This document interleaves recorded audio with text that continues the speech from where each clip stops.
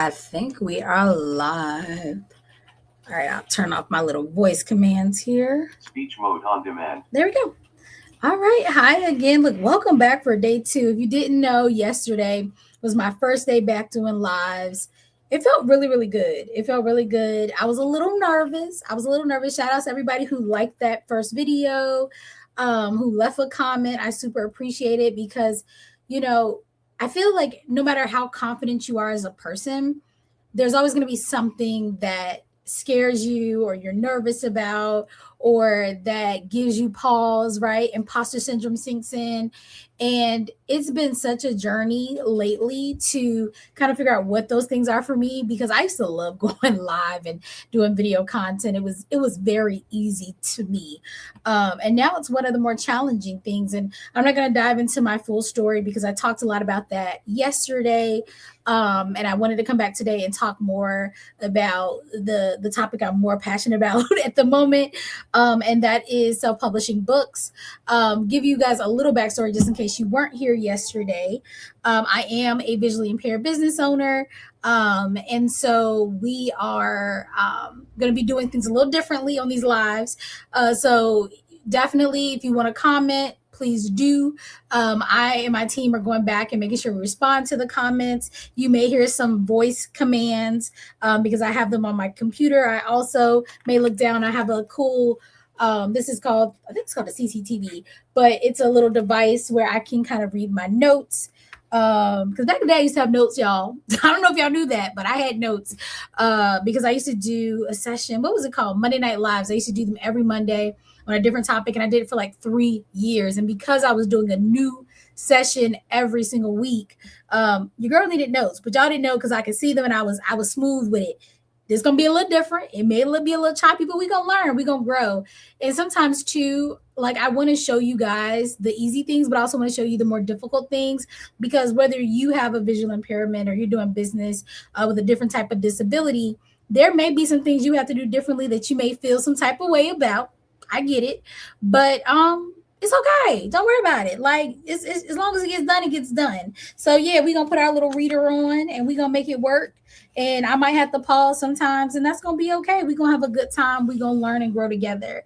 But what I wanted to talk about today, and I'll do another kind of intro in a moment, is I really wanted to share about some of the common mistakes a lot of my clients have made prior to coming to me, especially around self-publishing books. I mentioned yesterday that my team and I created a 90-day program to help people move from idea all the way to fully launched book, right? It includes, and I'll talk more about this at the end again, but it includes not only helping you write the actual book, but it includes helping you edit the book, helping you create your landing page, your cover, front, back, and spine, formatting the book, and putting it on your Amazon, like full service, everything in between. And through that process, right, why we realized we needed all those things is because of these kind of 6 things that we were seeing in our clients. And I talked before about this, but I will again restate it. When we started doing anything with books, a lot of our clients were coming to us for marketing. That was it, right? They had worked with other ghostwriters or writing coaches. They had worked with different editors, people designing their covers, formatting, putting it on different platforms, whether they self-published or published through a small publishing house. And I keep them on my desk at the moment, but these are just some of the books we've helped our clients market, right? And we love doing that, but then we realized through working with some of our other clients that there were some issues with that, right? A lot of times the client had came to us and they had a finished product, but nothing else. They had spent all this time and money creating this asset, right? A book, and then didn't know how to make it actually do what the book was intended to do, right? Give them more revenue, give them more credibility, give them more authority. And that was an issue because you've done spent a lot of money to create something that you don't have any kind of idea of how you're going to use it, or at least you have an idea, but maybe not a strategy in place. And so our goal was to close that gap, and we created that 90-day program. We'll talk more about it, but what I want to talk about is some of the mistakes that they made. So hopefully you don't make them. So again, I am Corey Fonville Foster. I'm the CEO of iRock Marketable Business Solutions, and we are a small business marketing firm and implementation agency based out of Virginia. But we service clients all over the U.S. And our main goal is to help those clients implement. Right? They need to be implementing in all the areas of their businesses. So a lot of our clients will come to us, one, for books, but also for courses, for events, for VA services, for websites, logos, all kind of things. We actually have three kind of programs within our business. We have our implementation kind of coaching and project management. We have our VA services, and then we also have our done for you marketing. And so we are kind of a one-stop shop for all things business implementation. But today we're just going to focus on books. So what are some of the common kind of challenges or pitfalls that our clients have experienced before coming to us that we want to avoid, right? I'm going to tell you this information for free. You ain't got to book a call or nothing to talk about it. I'm going to let you know. And so the first thing is they publish their books and they think that publishing is the finish line. Now, that may be true for other genres, we'll say. I don't know, because I don't deal with people who, do books on, I don't know, sci-fi or romance or anything like that. I focus mostly on business folks doing business books, right? Selling their intellectual property, talking about their journey, things like that. But what they do in other genres, that's their business. But for us, it's so important for us not to think of the published book being the finish line. And that's because the published book doesn't get you paid. The published book doesn't get you that credibility. The published book doesn't give you authority. The published book can be a paperweight, right? It exists, but it's here, right? It's sitting on your website. It's sitting in a box in your office, not doing anything. It's sitting on Amazon waiting for people to purchase, but it's not doing anything for you. And so I think that we need to start changing the way we think around that and saying, okay, publishing is definitely a milestone, but it isn't the finished product, because the book should be doing something for you. There should be a return on investment, right? That ROI. And if you don't have that in mind at the initial start of the book, one, then you also don't know how to write the book, because if you don't know what the end goal is, then you're just writing to be writing, right? You don't know where the people are starting in the journey and where they're finishing, and so you already have lost some momentum. But also, if you wait to just say, well, publishing's it, then what is the plan after that? How is this book going to be used? How is it going to benefit your audience? How are you going to get it to your audience, right? These are all questions that you should be thinking about before you write the book. Right? Look, some people gonna be like, "Dang, I'm already started." It's okay. Don't worry. We can get you caught up. Don't worry about it. Because like many things we learn, right? We learn along the way. And so if you're already writing your book, don't feel bad. We're gonna get you caught up. We're gonna get you caught up. But we need to start again. If you're at the beginning and you're still thinking, "Oh, I want to be published," publishing is a milestone. It is not the finish line. There are so many things that you need to be thinking about and putting into place prior to writing the book and publishing the book, to ensure that when you do publish, your book can work for you and you're not working to try to get this book out here to just random people. All right, so let's see. Look, we're going to pull the notes down some more, because I told y'all I'm going to play with this machine until we get it right. Right, and I probably should have wrote it myself. My assistant did it. I'm like, I can't read her handwriting. All right.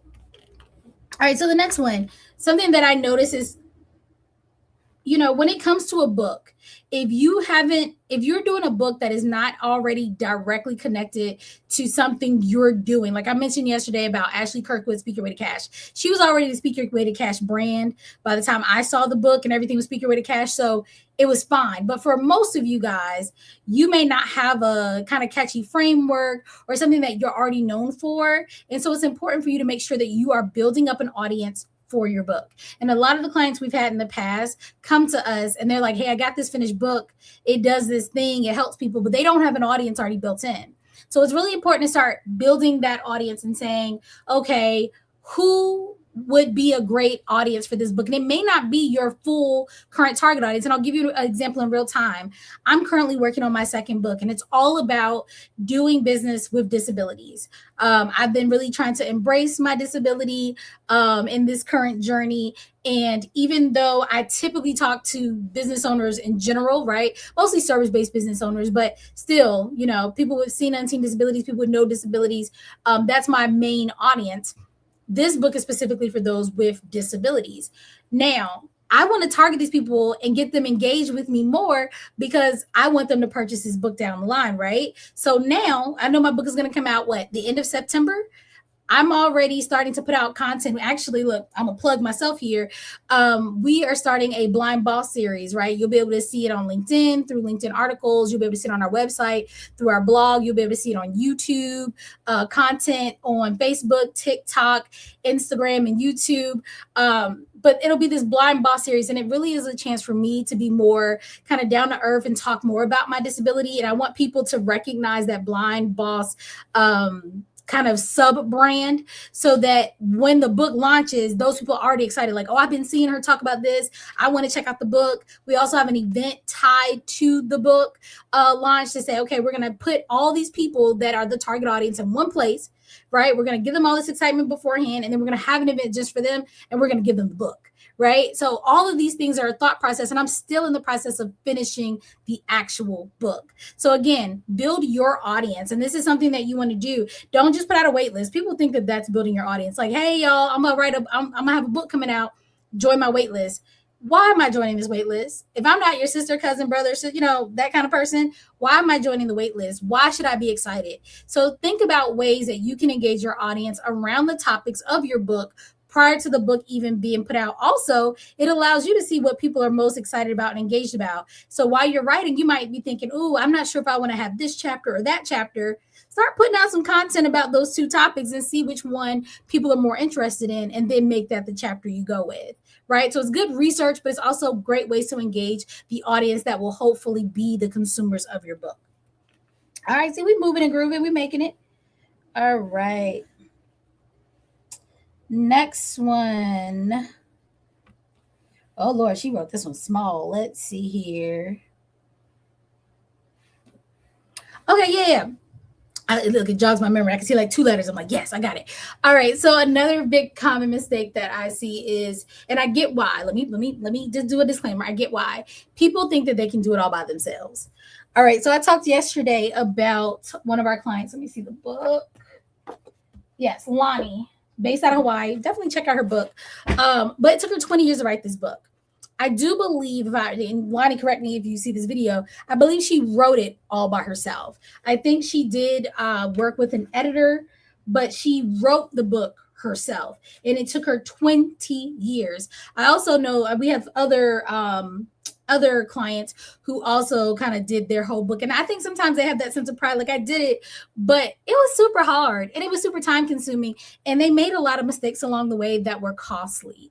And so I think sometimes we think, you know what, I'm gonna do it by myself because I don't have the money for the editors. I don't have the money for the writing coach. I don't have the money for the person to format. And then you end up with a less than great book sometimes, right? Or you end up missing opportunities because your book wasn't ready on time, or it wasn't in the right format, or you didn't understand something, right? You wanted to put your book in, let's say, Barnes and Nobles, but you use the USBN that comes free with Amazon, right? Well, that's only for Amazon. You can't use it for Barnes and Nobles. So a lot of costly mistakes. Now, I'm not saying that you need to spend, $10,000 to write a book, because I've definitely gotten quotes that high, depending on who you want to use and what their promises are for you in your book. But I will say that anything worth doing is worth doing right. And sometimes having an investment in something will allow you to be freed up to do other things while your book is getting done. But also it gives you that reassurance that your book is going to be done with excellence, and you don't have to worry about getting stuck in the different parts of the process that you don't know, right? Unless you are in the book world and you really understand how to publish a book, that's a lot for you to have to learn. And if you've ever learned anything in your life, you know you're going to make mistakes. Even walking, right? How many times when you learn to walk did you trip and fall, end up crawling again, right? If you don't remember, watch a baby. But it takes a little bit. And so we don't want that to be your process going, building out a book, especially because, again, our audience are business owners. You guys are already busy, right? You're speaking, you're making new programs, you're networking, you're working with clients, you're doing all the things.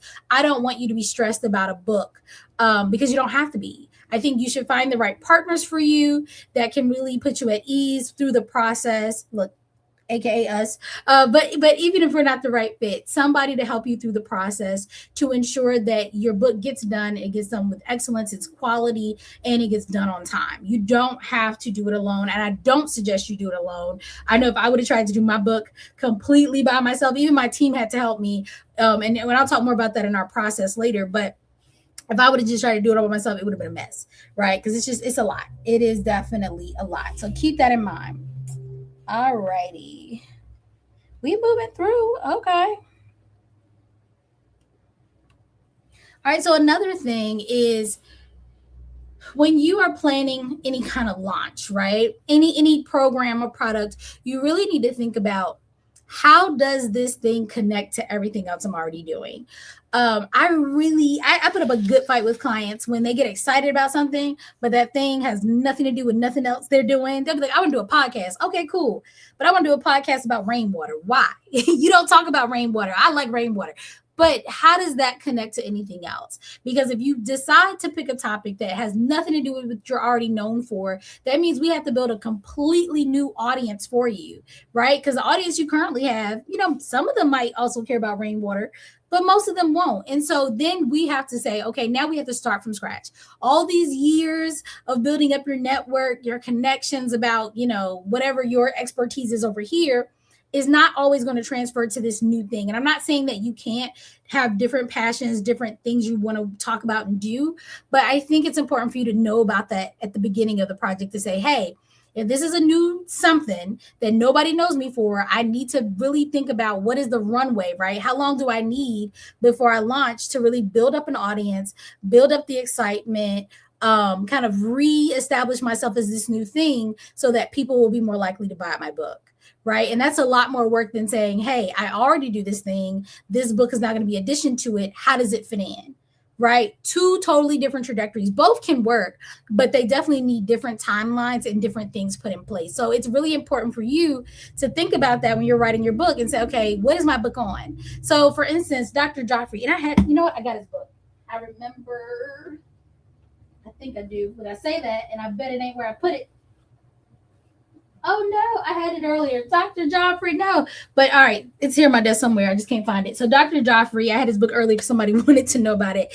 So he is the decisions guy, right? He's also an ER doctor. You can find him on social media. His book is called, what is it? Do you have Dr. Joffrey's book? Where'd I put it? Look, see, Lakeisha just walked in. Find me the book. The what is it called? Here we go. Fast Decisions. Thank you. I was like, I had this book earlier in my hands. All right, so definitely check out Dr. Joffrey. He's absolutely amazing. He is one of my favorite folks about decisions. I'm an implementation girly. Fast decisions are going to help you, but he's also an ER doc, right? So there are people who know him as a physician, right? I also know that, I don't know if he still does, but he used to sell like supplements as well. But then he also is this decisions guru. He really understands the mental parts of like how you make decisions, why you make decisions, what's stopping you from making decisions. And so if you were, say, you knew him as a doctor, right?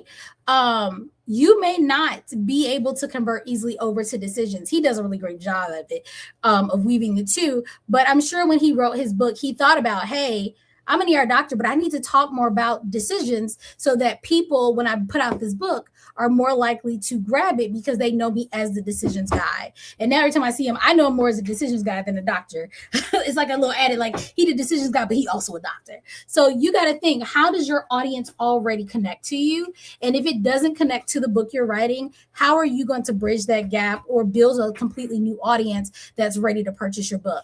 Because that, again, keeps your book from being that paperweight because people are ready and wanting to buy it. All right, let's see. Little Keisha's back. I'm like, I can't read your writing, girl. No, it's cool. She said, I asked you to check it. All right. All right, so another one, and I'm going to skip this one right here until I come back and be able to read it. Another one I see, and this is probably because this is the time we're in, is AI. Right. And I'm just going to call it spade a spade. I'm not trying to be biased. I love AI. I love it. I love it. I love it. As a visually impaired person, it has definitely opened so many doors for me to be able to do some pretty cool things that I probably couldn't have done without it. So let me be clear. I love AI.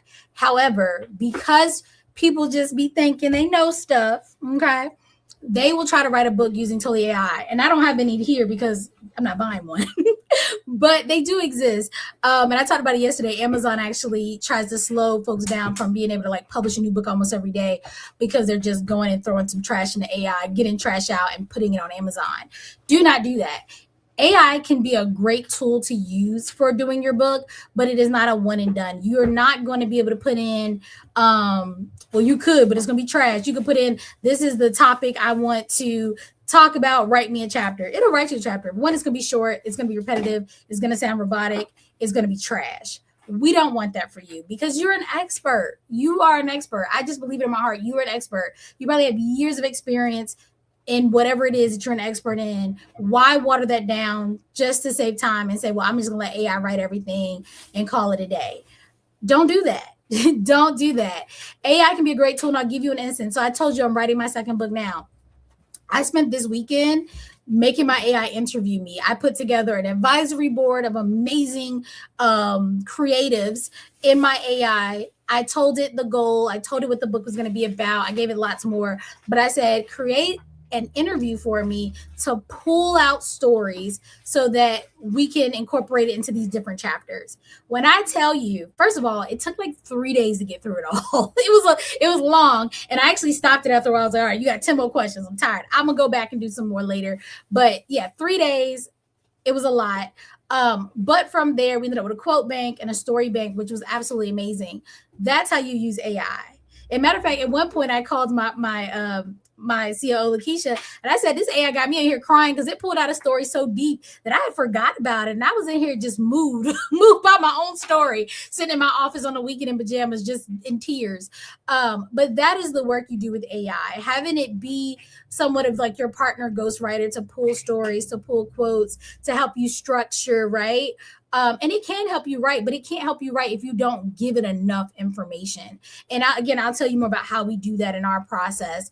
Because I do think with anything, with any tool, there's a skill to it, right? If you've ever used AI, you know, like some people you put in, some people are prompt gurus, they can do some real cool stuff. And other people are like, putting, like I said, I could just call it garbage, just putting little stuff in, and they're wondering like, why doesn't it give me these really great responses? Because you're not doing it right? There is an art to using AI as a tool. So I just encourage you, yes, you can use AI. I'm not anti-AI, but use it as a tool, not as the whole writer of your book. You want to make sure your book sounds like you, it feels like you, it's using your stories and your words and your frameworks and really showing your expertise, because your audience is going to read it and be like, who is this person? You want them to think you're pretty amazing.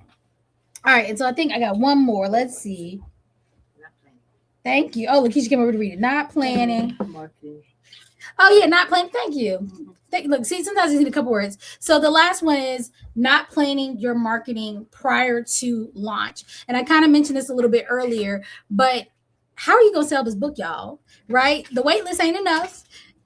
With our offer, we actually create your landing page and some marketing material. So you got at least that. However, are you doing a book tour? Did you schedule it, right? Are you doing a press release? Are you having a launch event, right? Are you working with influencers to partner? Are you working with other creators to help push it? Like, how are you going to get the word out about your book so that you can actually make sales?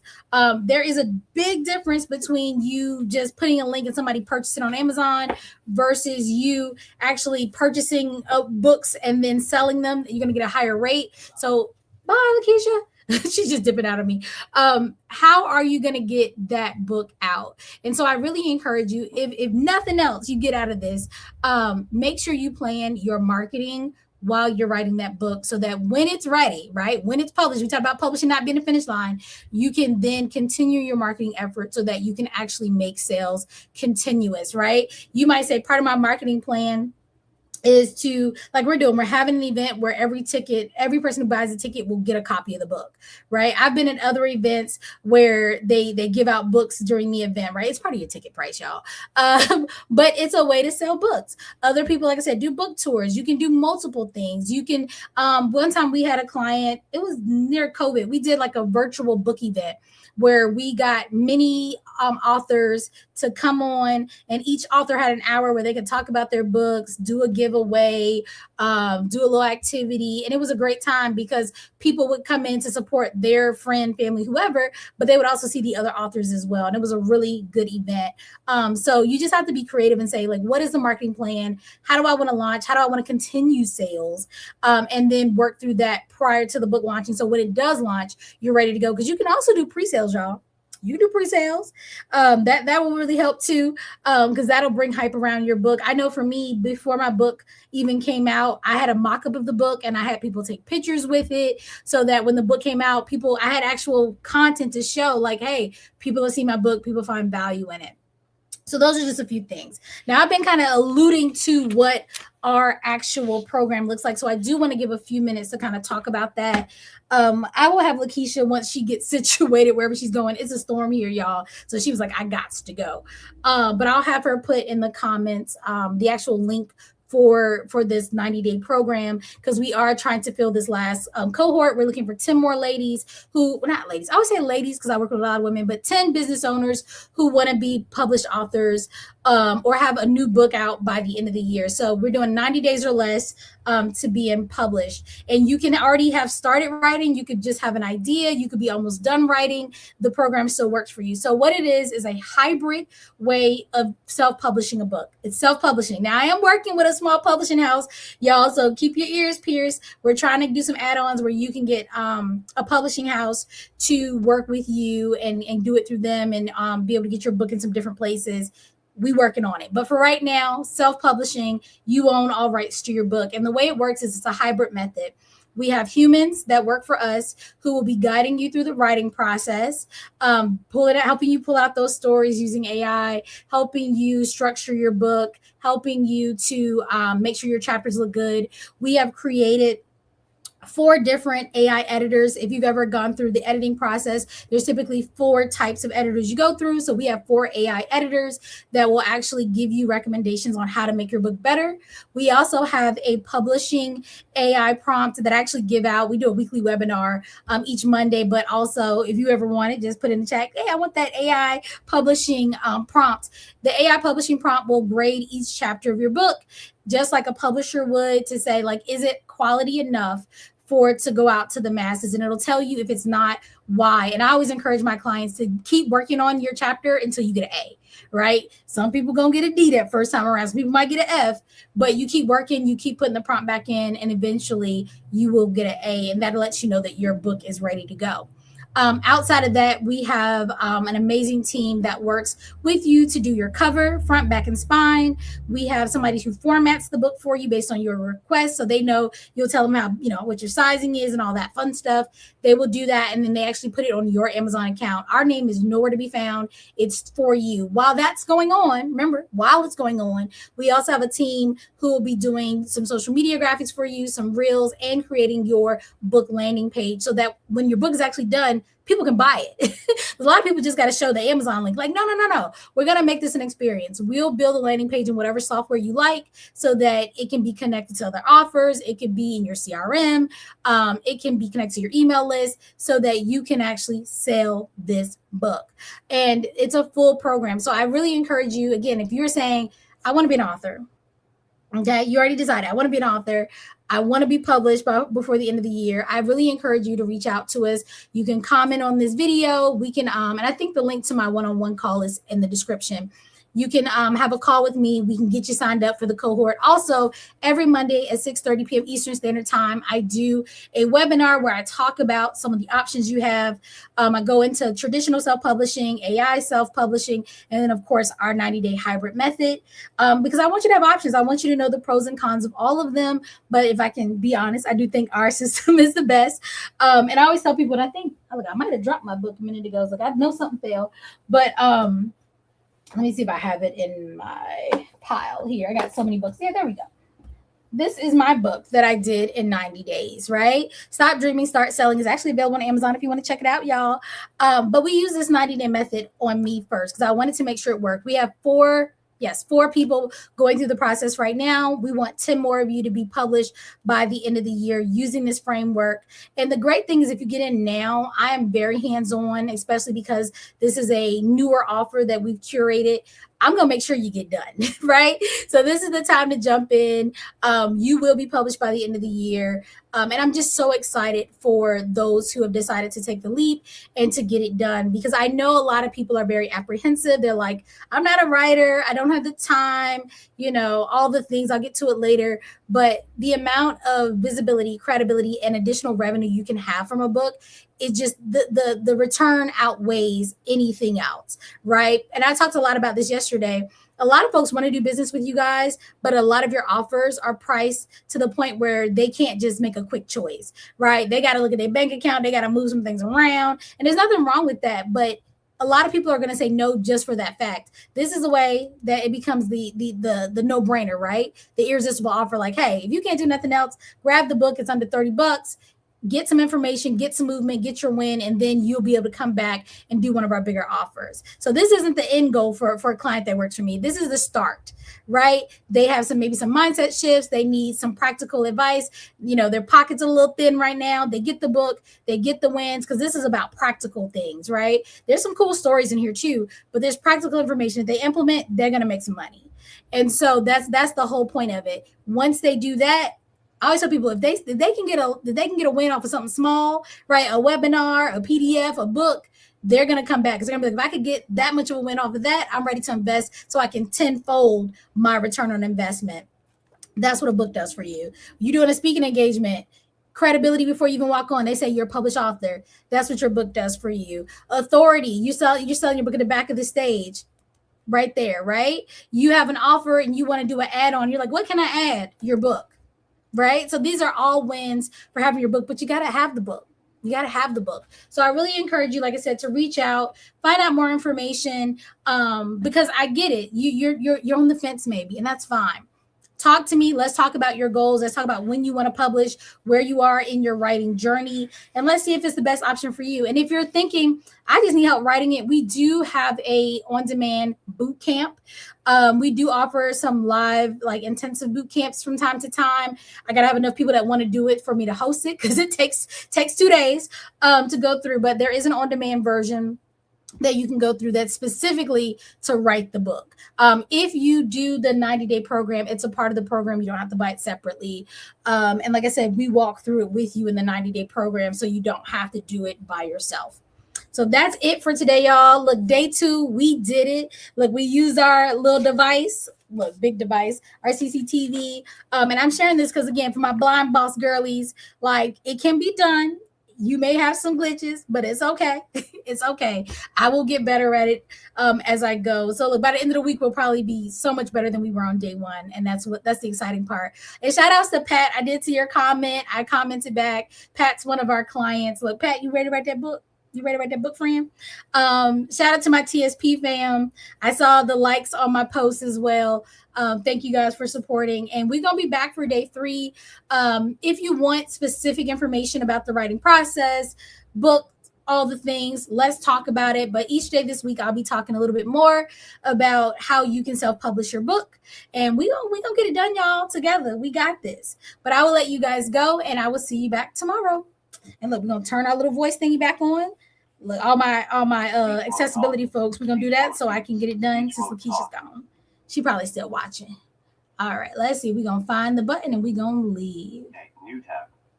Stream your and stream. All right. Clickable and stream. Bye, guys. And stream button.